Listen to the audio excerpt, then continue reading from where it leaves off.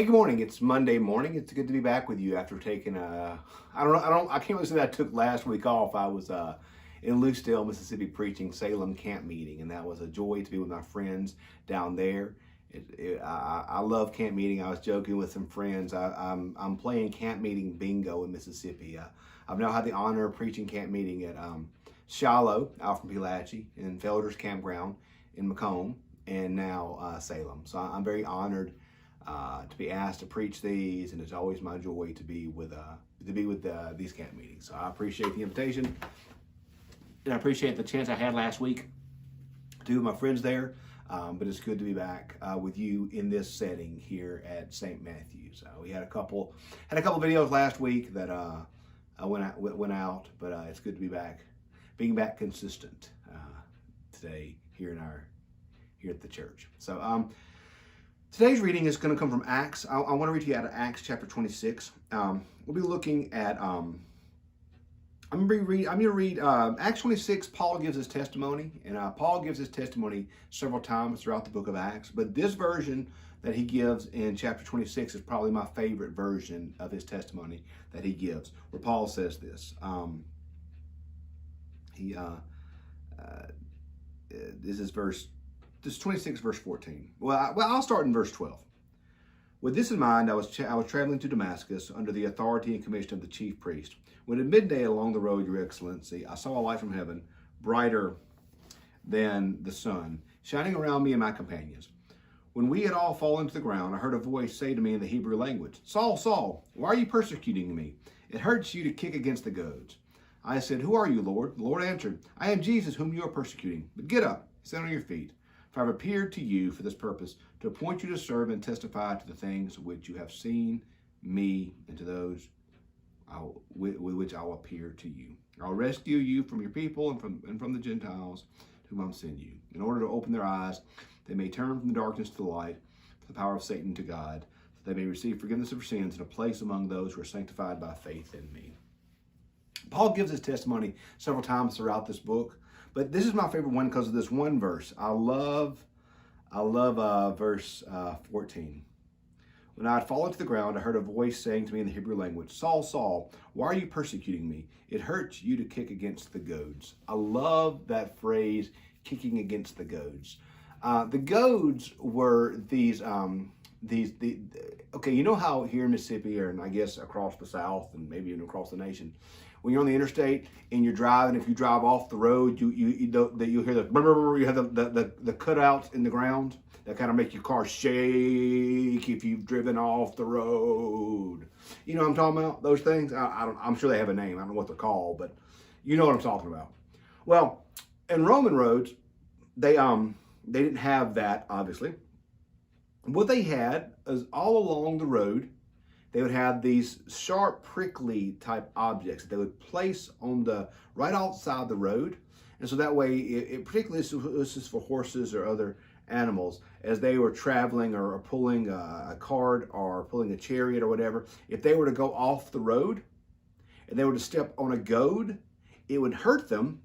It would direct them back to the road and kind of keep them on the straight and narrow, if you will. Same thing that those things do for us in our car. You hit them and they make you shake, and you know about to get on the road. Okay, so that's what the goads were in Paul's time. They were there to help direct the people, direct the animals, direct those walking the roads back to the road. So I love this image here of the Lord asking Saul, "Why do you kick against the goads?" These goads are there to keep Paul walking right. The very thing that was there, Jesus Christ, to direct Paul's life, to guide Paul in the right way, to help Paul know truth and light and life, this very thing, Paul was kicking against it.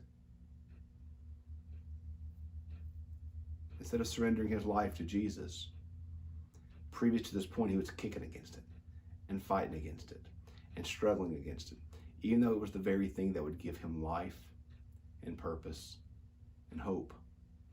Paul was there kicking against it, fighting it, straining against it. So it says, Paul, why do you kick against the goads? It's going to hurt you. going to leave you bloody and in pain. Actually going to hurt your life.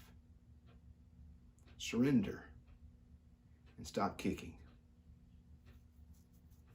Sometimes we work against our own self-interest, don't we? The greatest thing we can do in our life, truly the greatest thing that we can ever do in our life, is surrender our life to God. There's no path in our life that will lead us to such peace as is surrendering our life to God. But sometimes we just don't want to do that, do we? Sometimes we'd rather be like God, be like Paul here and kick against the goads. Do our own thing, even if it hurts us, even to our detriment, even to our pain and to our loss. We kick against what can be helpful to us. We strain against it. We fight against it. Because surrendering's hard. I don't want to. I want to do my own thing. I want to do it my own way. I don't want to surrender to God. I don't want to surrender to his purpose or surrender to his plan. I want to do it Andy's way, not God's way. And so I kick against the goads. I kick against the direction that God has for me. I kick against the plan God has for me. I kick against the purpose God has for me. I kick against all these things. Instead of surrendering myself and surrendering my life to God. Kicking against the goads is painful. Kicking against the goads is destructive. Kicking against the goads hurts us. So today, are you kicking against God's plan for your life? Are you kicking against what God desires for you? Are you kicking against your best path to freedom? Are you willing to surrender?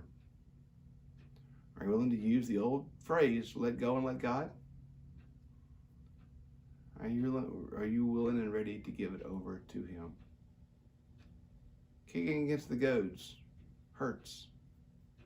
Hurts our feet, hurts our life, hurts our very souls. So sometimes God has to tell me to stop kicking and just surrender. And maybe now where you are, you need to stop kicking.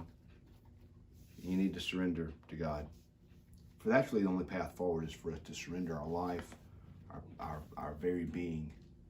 Surrender it all to God. So today, no matter where you are, no matter what's going on in your life, I pray that no matter what you're struggling with, no matter what's going on, that you can surrender to God and find in him the life that you need. So love you guys. Let's not kick against the goads today. Let's surrender our lives and our very beings to God, and in that find the life that he longs for us to have.